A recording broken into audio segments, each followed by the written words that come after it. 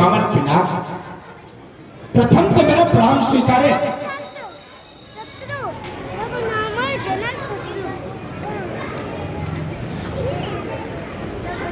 आज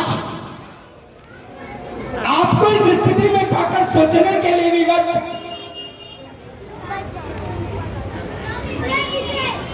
विश्व में जब जब कोई समस्या खड़ी हुई,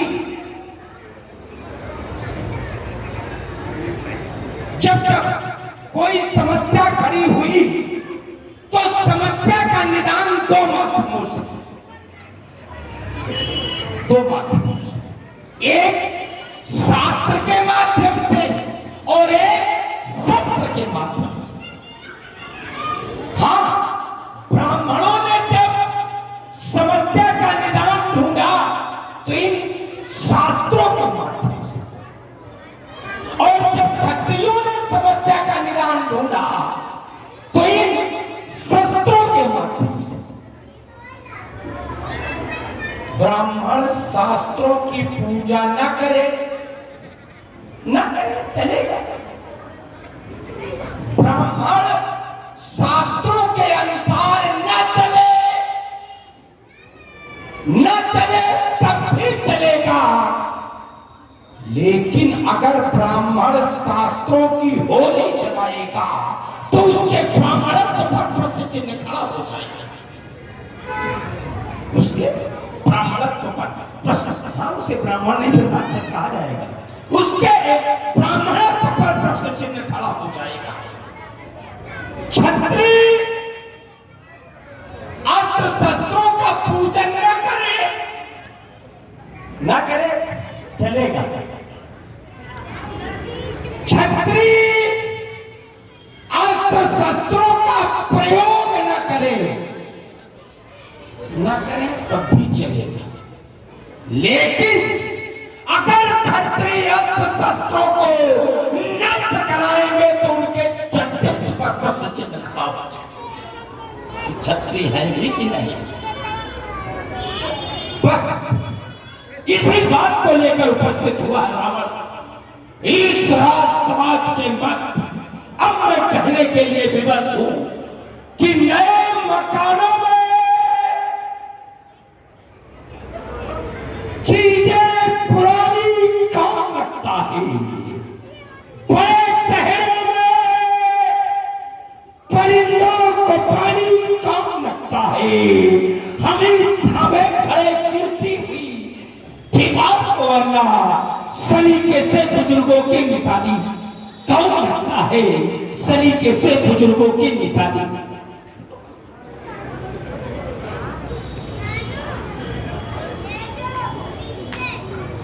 सज्जनों, बड़े सौभाग्य की बात, मिथिला समाज में सम्मानित दशरथ जी का स्वागत राजा जनक के द्वारा अभिवादन आश्वस्त करना, तदुपरांत समाज में एक उद्बोधन के रूप में कि विश्व में जब जब कोई समस्या खड़ी हुई है तो समस्या का निदान अगर ब्राह्मणों को करना पड़ गया तो उन्होंने शास्त्र का सहारा लिया, और अगर क्षत्रियों को करना पड़ गया तो उन्होंने शस्त्र का सहारा लिया। बढ़िया, चलिए आपके द्वारा एक सारगर्भित उद्बोधन समाज में प्रस्तुत हुआ है। उस उद्बोधन के प्रतिपक्ष में मैं अपने विचार रखूं, उसके पहले आए हुए आगंतुक का स्वागत और सम्मान, ये हमारी संस्कृति है, ये हमारी सभ्यता है, ये हमारे आचार विचार हैं। अष्ट मिथिला की पावन भूमि पर रज संस्कृति का प्रचार प्रसार करने वाले राजेंद्र भ्रष्ट वंश के कुलदीपक मां केकसी के गोद के प्रसून सम्मानित दशरथ जी, ये मिथिला समाज आज आपको अपने मत पाकर के गौरवान्वित हो रही है, गौरव का अनुभव कर रही है। आपकी गौरव में उपस्थिति इस समाज के लिए ही प्रार्थनीय नहीं है, इस समाज के लिए ये वंदनीय नहीं है, इस समाज के लिए ये अभिनंदनीय नहीं है, अपितु इस बाण के लिए भी वंदनीय है, अभिनंदनीय है। स्तुवान आपका स्वागत करता है, आपका अभिनंदन करता है, आपके चरणों में कोटि कोटि वंदन करता, स्वीकार करता। वंदन है, शुभाशीष, स्वागत है, धन्यवाद। सम्मानित दशरथ जी, मैंने आपका उद्बोधन सुना, अच्छा लगा? नहीं, उद्बोधन अच्छा है, लेकिन कभी कभी ऐसी भी स्थितियां उत्पन्न हुई कि समस्या आई। अच्छा लगे तो अपना नहीं, ये अच्छा लगा तो नहीं तो जान लेंगे। कभी कभी बहुत चीजें अच्छी होती हैं, अपनाई नहीं जाती है। भाई बहुत चीजें देख ले बहुत अच्छी होती है, लेकिन अपनाई नहीं जाती है। जो लोग अच्छों को नहीं अपनाते हैं, अच्छी बातें नहीं अपनाते हैं, तो नहीं, कभी कभी ये भी है कि जरूरी नहीं कि हर अच्छी बात अपनानी चाहिए, वो उसके लिए अच्छी नहीं होगी, दूसरे के लिए अच्छी होगी। इससे ये नहीं भटकाओ नहीं विषय से, हम जानते हैं स्वभाव है ना तुम्हारा भटकाने का, क्योंकि जानते हो चोट हो जाएगी तो पहले भटका दो। हाँ, इसी से बात है, वैसे लेते तो भटकाते रहो सामने वाले को, तो विषय से मत भटकाओ। हमारा विषय है कि समस्या आई तो ब्राह्मणों ने शास्त्र का सहारा नहीं लिया, शस्त्र का सहारा लिया और समस्या का निदान किया। सबका ध्यान पहुंच गया। समस्या आई तो क्षत्रियों ने शस्त्र के माध्यम से समस्या बढ़ाई। सहारा तो लिया शस्त्र का क्षत्रियों ने, लेकिन समस्या बढ़ाई। समस्या आई, ब्राह्मणों ने शास्त्र का सहारा लिया, समस्या घटाई नहीं, समस्या बढ़ाई। हमेशा ही एक उदाहरण प्रस्तुत कर रहे थे, अनेक उदाहरण प्रस्तुत करते हुए एक प्रश्न से मैं आपको जोड़ना चाहता हूं। विश्व में दैत्यों से पराजित देवता परेशान, यज्ञ तंत्र सर्वत्र मारे मारे घूम रहे थे। सभी संगोष्ठी बना के ब्रह्मा जी के पास पहुंचे। ब्रह्मा जी के आदेशानुसार विष्णुरूप को देवगुरु के पद पर प्रतिष्ठित किया गया। विष्णुरूप ने देवताओं की मदद करते करते दैत्यों की भी मदद शुरू कर दी। इंद्र ने जब देखा कि विष्णुरूप के द्वारा देवताओं की मदद करते करते हमारे शत्रु दैत्यों की भी मदद की जा रही है, तो इंद्र ने विष्णुरूप का सर काट दिया। समस्या फिर जैसी थी वैसी हो गई। दैत्यों ने फिर सर्व को घेर लिया, देवताओं पर फिर समस्या। तो स्टार ने यज्ञ किया, यज्ञ का सहारा लिया और ब्राह्मण थे, शास्त्र का सहारा लिया, यज्ञ किया और एक ऐसे पुत्र वृत्तासुर को पैदा कर दिया कि वृत्तासुर पूरे विश्व की समस्या बन गया। कहे समस्या का निदान शास्त्र से करना था उन्हें, ये समस्या बढ़ा तो दी, अल्प निदान कर सकता है। और हम इस बात का उत्तर केवल दो शब्दों में, आपके अनुसार समस्या इंद्रलोक पर थी, देवलोक पर थी, तो ये देवलोक की समस्या थी, इंद्र उस समस्या का निदान ढूंढते। लेकिन वृत्तासुर की जो समस्या उत्पन्न हुई वो त्वष्टा ने उत्पन्न की, और त्वष्टा के सामने चूंकि समस्या उत्पन्न हुई, उनका पुत्र मर गया। ये उनकी व्यक्तिगत समस्या है। समस्या भी अलग अलग है। देवलोक पर समस्या की दैत्यों ने चढ़ाई की, लेकिन त्वष्टा की समस्या की उनका पुत्र मर गया। जिसका पुत्र मरेगा तो पहले वो अपनी समस्या का निदान ढूंढेगा। क्रोध के वशीभूत त्वष्टा ने वही किया जो उन्हें करना चाहिए था। उन्होंने ऐसे पुत्र को जन्म देने का प्रयास किया, ऐसे पुत्र को जन्म देने का प्रयास किया जो इंद्र का अंता बने, इंद्र का अंता। लेकिन ब्राह्मणों से सामाजिक दोष होने के कारण इंद्र हो जिसके अंता, वो भी समास कार्य कर गया, और इंद्र हो जिसके अंता, बस ये दोष होने के कारण भक्तासुर का जन्म तो हुआ, लेकिन जिस उद्देश्य को लेकर के उन्होंने जन्म दिया था उस उद्देश्य की पूर्ति नहीं हो। अल्प विराम। चलिए, आपने कहा 2 शब्दों में मैं उत्तर दे रहा हूं, ये पूरा इतिहास पूरा पढ़ा। अरे चलिए, इसमें कहते कहना और करना दोनों में बहुत अंतर है। क्या कहा कि व्यक्तिगत समस्या का राष्ट्र की समस्या से श्रेष्ठ है। व्यक्ति के लिए राष्ट्र समस्या सर्वोपरि है कि व्यक्तिगत समस्या सर्वोपरि है? जरा समाज के लोग ध्यान दें भाई, व्यक्ति के लिए राष्ट्र समस्या सर्वोपरि है कि व्यक्तिगत समस्या सर्वोपरि है? अगर राष्ट्र सुरक्षित नहीं होगा तो तुम कहां से सुरक्षित रहोगे? तुम्हारी समस्याओं का निदान कहां से होगा? जब ये राष्ट्र सुरक्षित रहेगा तभी तुम सुरक्षित रहोगे, तभी तुम्हारी समस्याओं का निदान होगा।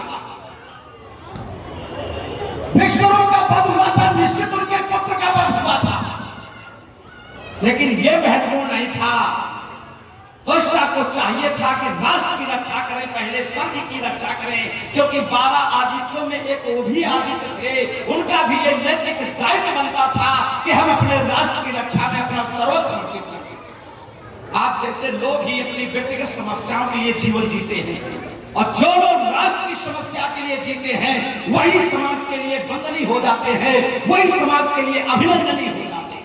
तो व्यक्तिगत समस्या रावण जी महत्वपूर्ण नहीं है, राष्ट्र की समस्या महत्वपूर्ण। हाँ, आपने कहा कि उनकी व्यक्तिगत समस्या थी तो किससे थी? इंद्र से थी। तो उन्हें क्या करना चाहिए था? इंद्र की हत्या करवा देनी चाहिए थी। भाई, इंद्र ने उनके पुत्र की हत्या की थी, वो इंद्र की हत्या करा देते। लेकिन विश्व पर समस्या क्यों बनाई? क्योंकि वृत्तासुर को उन्होंने पैदा किया जो नित्य प्रति 4 धनुष चारों ओर से बढ़ता है, जो रोज वृत्ताकार 4 धनुष रोज बढ़ता था। समय एक ऐसा आ गया कि उसने पूरे विश्व को आच्छादित कर दिया, पूरा विश्व से ढकने लगा। तो विश्व की समस्या पुष्टा ने क्यों बनाई? जिससे ये नहीं था रावण जी कि पुत्र था कि कौन था, जिससे ये था आपने रखा था कि जब जब विश्व में समस्या आई है तो ब्राह्मणों ने शास्त्र का सहारा लिया, क्षत्रियों ने शस्त्र का सहारा लिया, लेकिन यहाँ तो समस्या आई, विश्व की समस्या नहीं है पुत्र का वध, व्यक्तिगत समस्या है, और व्यक्तिगत समस्या के लिए शास्त्र का सहारा लिया तो विश्व को क्यों परेशान किया? अल्प विराम अंतर है। ये इस बात को आपने ढकने का प्रयास किया। विश्व की समस्या आई नहीं, बुलाई गई। यहाँ अंतर आई का, ये समस्या खुद बुलाई गई। जब देवगुरु पद पर प्रतिष्ठित गुरु को मारा जाएगा और कहोगे कि मतलब समस्या तो आएगी। जब गुरु मारा जाएगा, कार्य तो राक्षसों के है, देव गुरु मान न कोई, केवल उनका सम्मान नहीं, वो राक्षस कहे जाते हैं, वही तो मार ही रहे। इनको क्या कहा जाए कि ये समस्या आई नहीं, समस्या बुलाई गई। हाँ, बड़ा जोर दे रहे थे राष्ट्रवाद पर। क्यों? जिस समय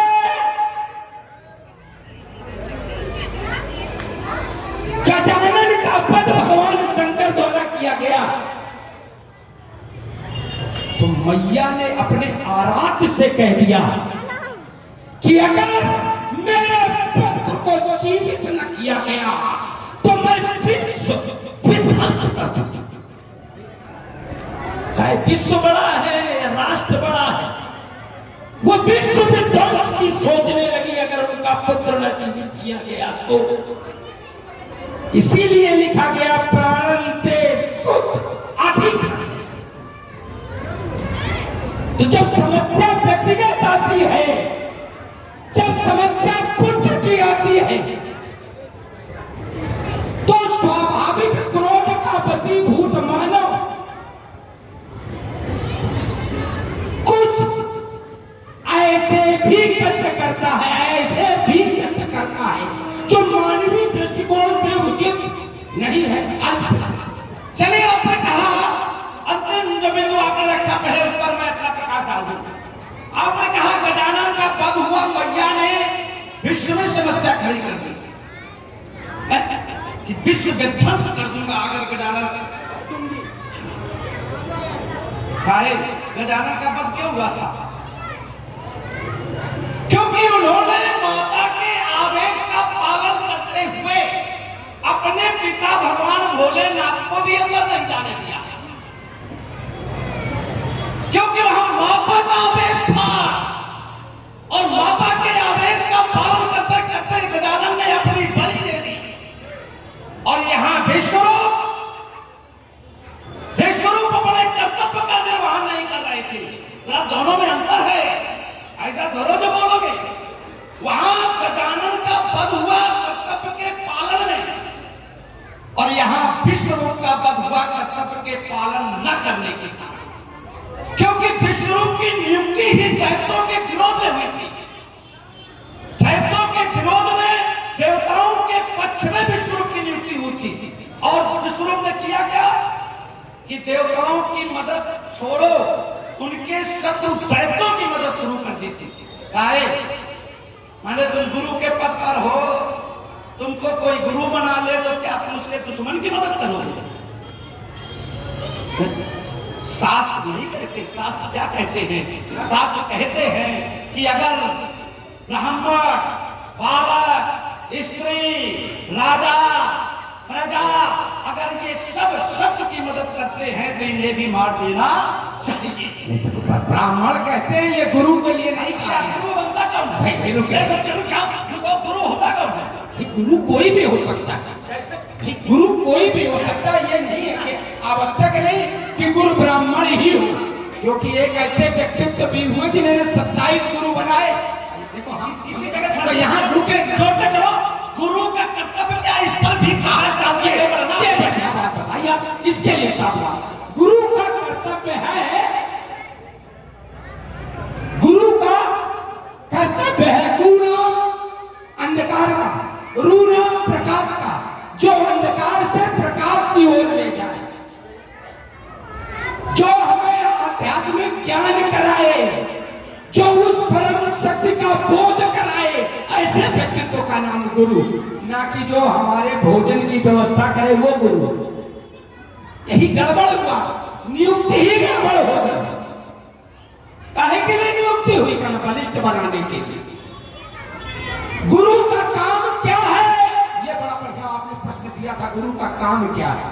अरे गुरु का काम यही है, सर्वे भवन्तु सुखिनः, सर्वे सन्तु निरामया, सर्वे भद्राणि पश्यन्ति, मा कश्चित् दुःखभाग् भवेत्, आत्मा सर्वभूतेषु यत्प्रसादा पंडिता। इसमें भेद अगर आ जाए तो फिर वो गुरु कहलाने का अधिकारी नहीं है। इसीलिए ये 3 पद सुरक्षित रखे गए, चाहे शत्रु पक्ष की मदद करे या मित्र पक्ष की मदद करे। कौन कौन?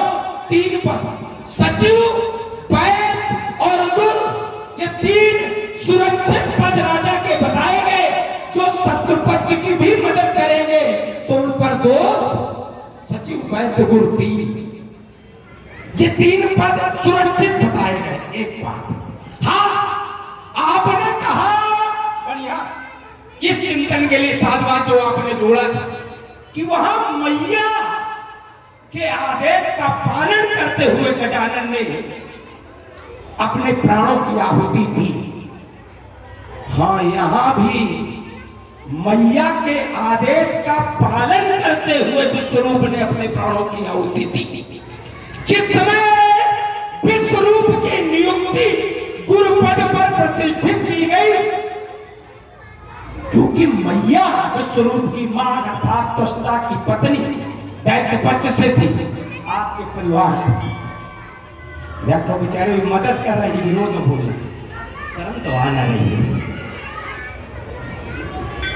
उनकी मां ने कहा, हाँ तुम्हारा पितकुल के प्रति कर्तव्य है, लेकिन मत भूलो कि मातृकुल के प्रति भी तुम्हारा कर्तव्य है।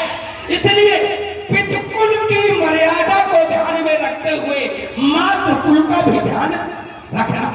और उन्होंने विश्वरूप के 3 मुख थे, इन्हीं का नाम त्रिशरा भी है।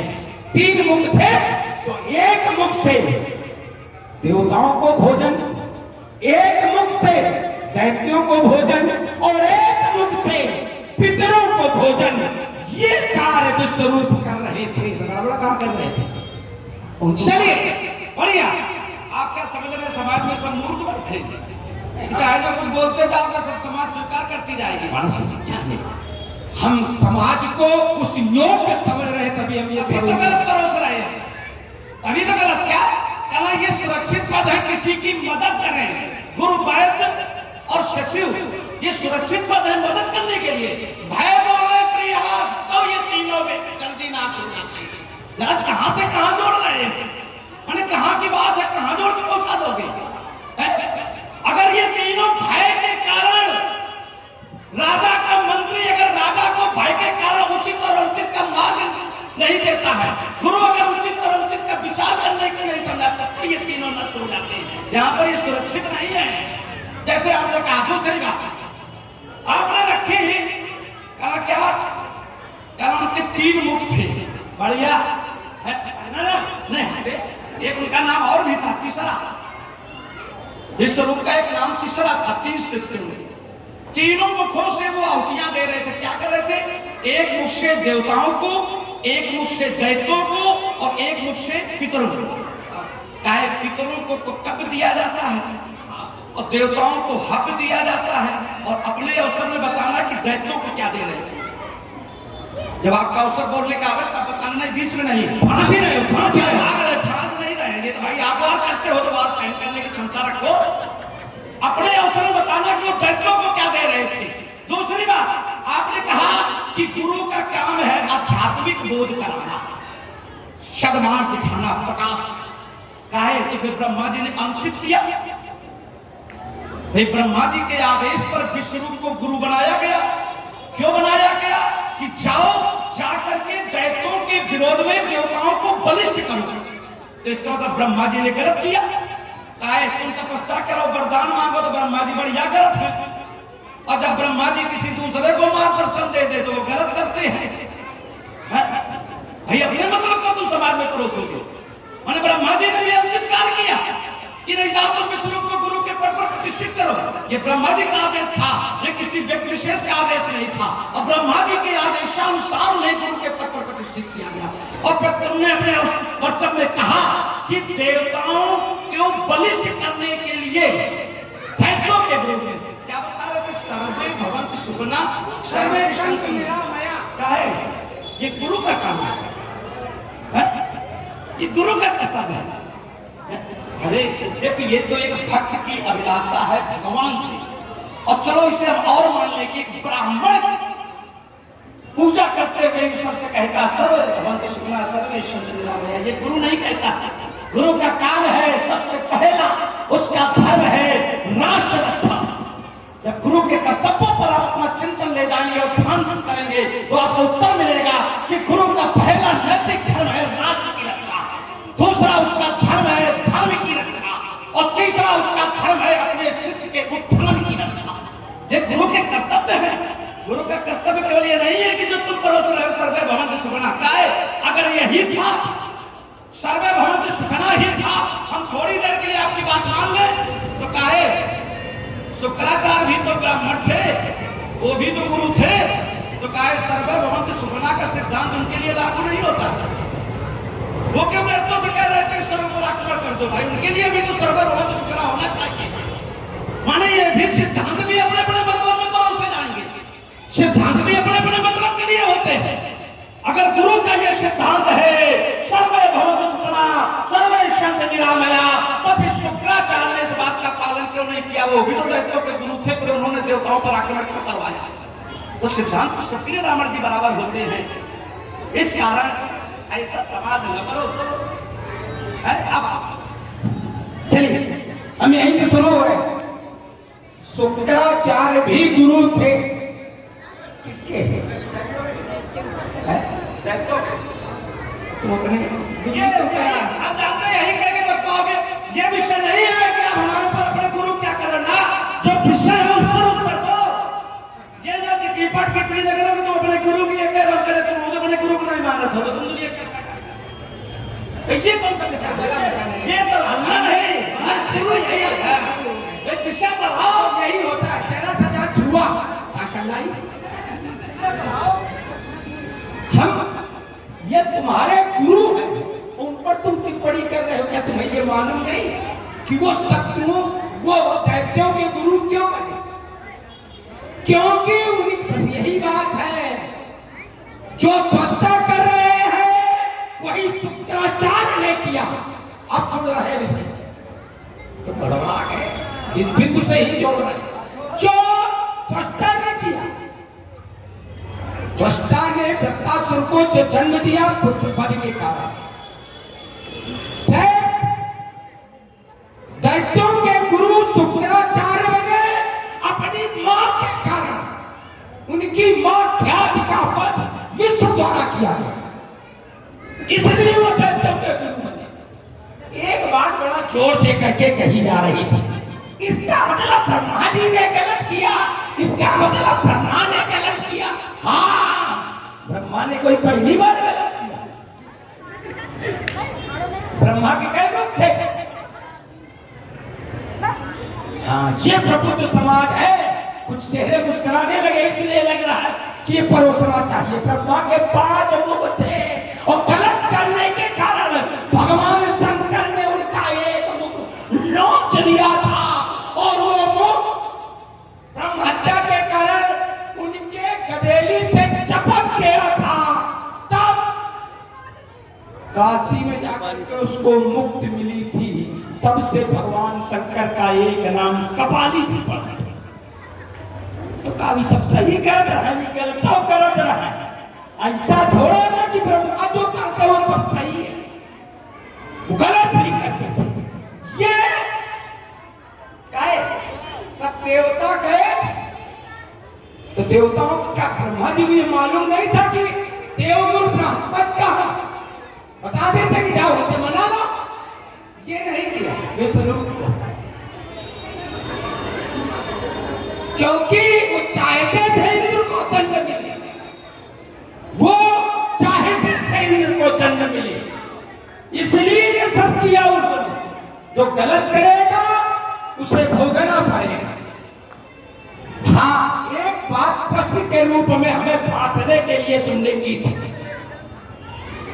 एक मुख से दैत्यों को क्या ये सीधे प्रश्न तुमने कहा 3 मुख थे एक से कब पितरों को एक से हम देवताओं को तो दैत्यों को दैत्यों को भी हम और ब्राह्मण किसी को भी किसी चीज का अधिकारी बना सकते हैं उसका एक उदाहरण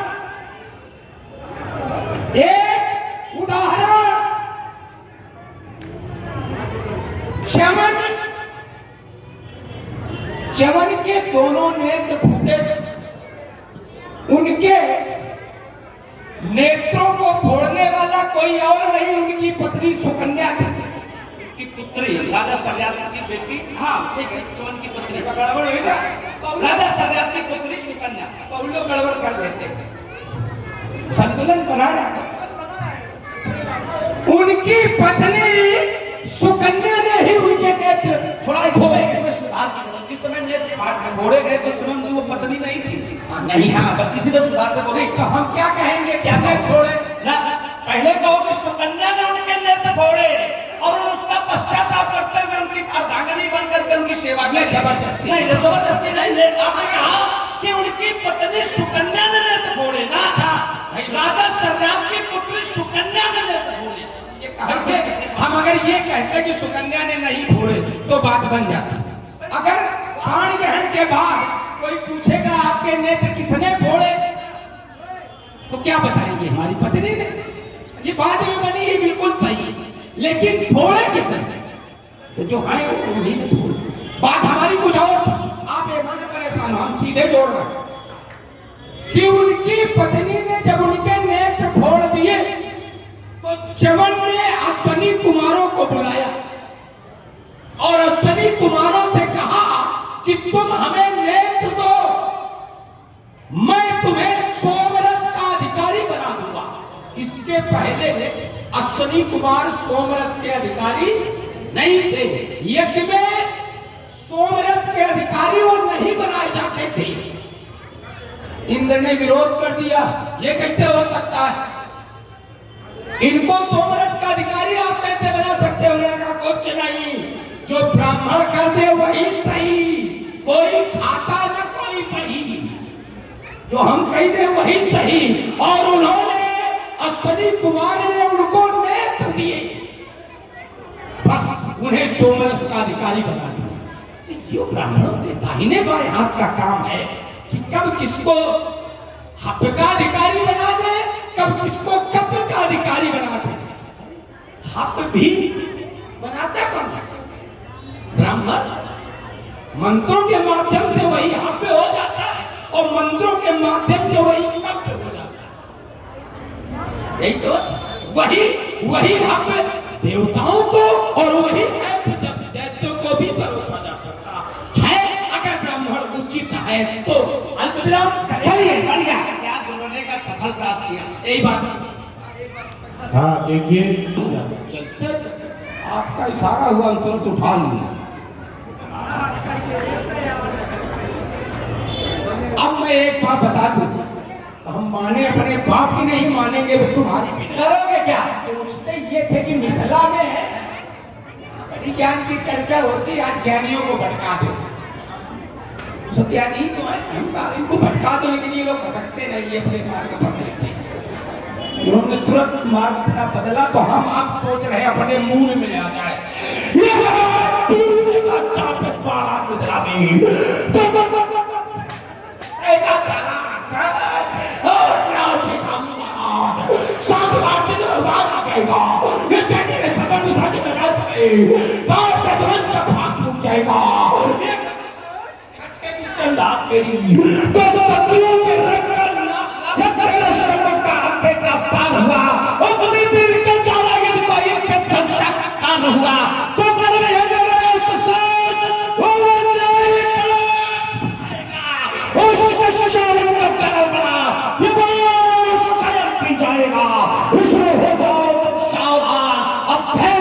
चल पाएगा और सीता के वर के चयन है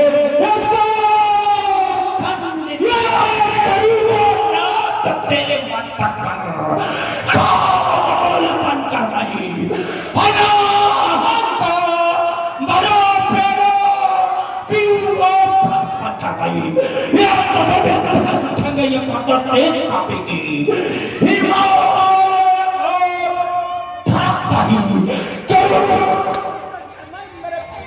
शक्ति अलौकिक चाहिए